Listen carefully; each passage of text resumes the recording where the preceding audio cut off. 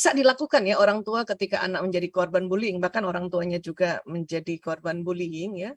Pertama itu bantu anak untuk mencari solusi bersama ya. Ini saya jawab secara umum karena tadi sekilas-kilas saya baca-baca juga ternyata juga mau minta tips-tips ini sebetulnya ya pada umumnya.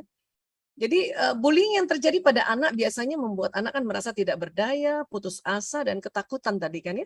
Karena otak emosinya nih kena dan amigdalanya sudah tersimpan memori-memori kesedihan tadi ya, ketakutan tadi.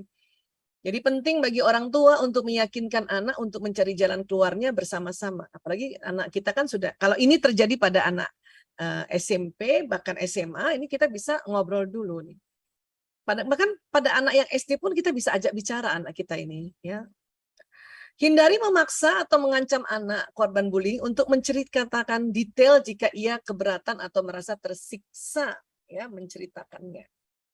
Kadang orang tua tuh pengennya ayo dong ngomong, tapi si anak tuh malah takut ceritain karena pas dia mau ceritakan itu malah jadi aduh langsung yang panik gitu ya, panik attack muncul tiba-tiba sesak dan sebagainya. Maka kita hindari memaksa ya. Kalau hari ini belum bisa cerita ya sudah kita peluk aja. Kalau dia cuma nangis aja sudah biar nangis aja. Mungkin nanti agak sorean atau nanti malam atau mungkin besok ya. Nah, jadi lebih baik mulai dari bagaimana hubungannya dengan teman-teman di sekolah, apakah ia merasa cocok dengan teman-teman atau apakah ia memiliki keinginan untuk pindah sekolah gitu. Termasuk juga ya tadi ada kasus yang bahkan si anak dan orang tua dengan adanya satu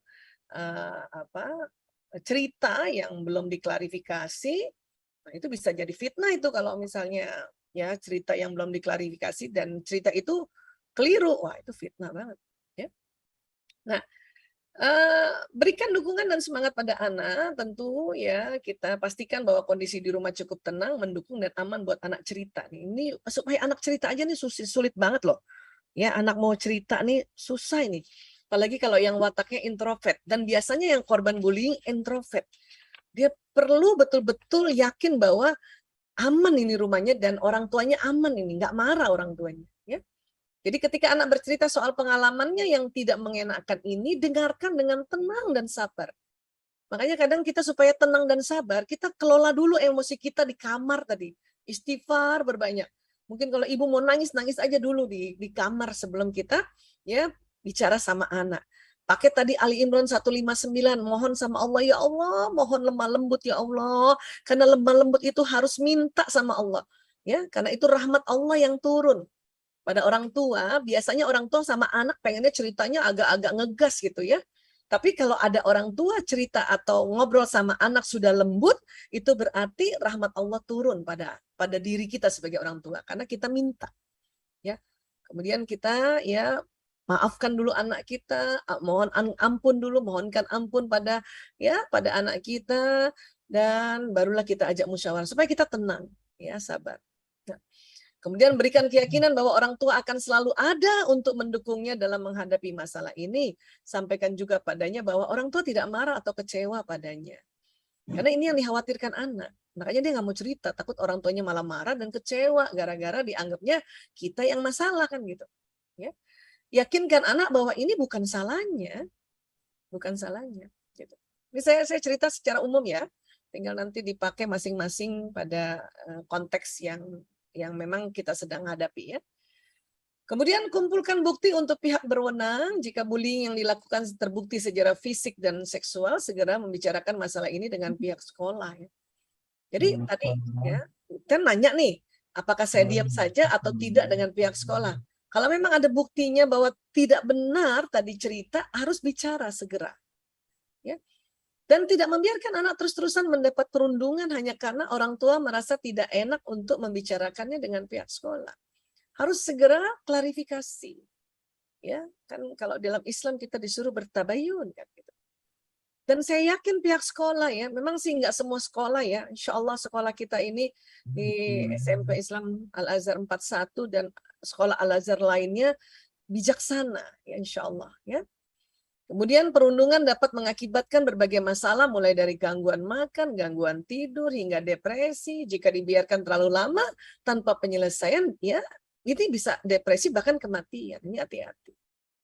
Ya. Kemudian ketika anak menghadapi kasus bullying, simpan semua bukti yang ada, bahkan lakukan visum jika diperlukan, dan kemudian tunjukkan pada pihak sekolah. Maka kalau anak pulang sekolah lebam, dan kemudian anak mau cerita bahwa tadi habis dipukul, segera bawa ke IGD segera. Bawa ke IGD, nanti akan melakukan visum. Nah, kertas visum inilah nanti segera kita tunjukkan pada pihak sekolah. Ini kalau kena bullying fisiknya. Kalau bullying verbal atau bullying psikologis yang agak susah nih. Ya, bullying seksual aja masih bisa langsung segera kita ke IGD dan nanti akan kita lakukan visum. Ya.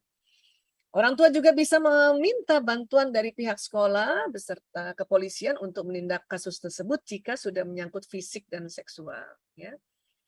Kemudian apalagi bangun kembali kepercayaan diri anak, ya sangat wajar jika anak sangat ketakutan, cemas, marah, sedih dalam waktu yang bersamaan ya nih, ya emosinya campur baur ini. Peran orang tua dibutuhkan untuk membuatnya tenang dan mengembalikan kepercayaan dirinya, ya. Ajari anak untuk melawan hinaan atau ejekan dari pelaku dengan cara yang dewasa. Ya. Cara membuat anak tenang itu tadi, ajak ngobrol.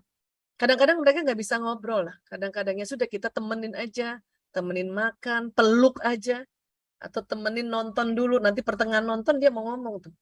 Ya. Jadi kalau nanti bisa ajarkan anak melawan hinaan atau ejekan dengan cara yang lebih wise, ya ini tadi ya. Bilang anak ya, kamu daripada menghina orang lain lebih baik kamu cari kegiatan lain aja sana. Sambil natap tuh matanya pelaku tuh latihan. Dan latihan itu anak-anak. Ya. Dan kalau misalnya sudah mau dipukul, kamu lari nak, nggak apa-apa itu. Ya, lari sekali lagi bukan ya, bukan berarti kalah, bukan. Itu ya flight dari otak kamu nak, lari aja nak, itu untuk menyelamatkan diri. Ya. Intinya bullying bukan sekedar permainan ya, karena banyak juga orang tua main-main kali temenmu kan cuman bercanda. Nah ini harus serius, kita harus apa nih? Yang mana dia kategori bullying yang mana nih? Fisik kah, verbal kah, ya? Atau tadi ya apa namanya? Diperlakukan yang tidak haknya dan sebagainya gitu. Ya, dijauhkan dan aduh pokoknya deh. Jadi bullying ini adalah hal serius yang bisa berakibat fatal pada kondisi mental korbannya. Tentu untuk itu jangan ragu untuk bertanya pada anak jika sikapnya berubah cukup drastis ya. Nah, tadi kan ciri-ciri bullyingnya. Dan bawa anak ke tenaga profesional bila orang tua membutuhkan bantuannya. Karena orang tua udah bingung lagi, ya sudah, yuk kita psikolog yuk, ya, yuk kita ke terapis yuk kita ke dokter yuk, nah yuk, gitu. Karena bisa jadi anak akan mau cerita sama ya orang lain. Bukan tidak percaya sama bundanya loh, bukan. Karena bisa jadi anak-anak ini ya kasihan sama bundanya.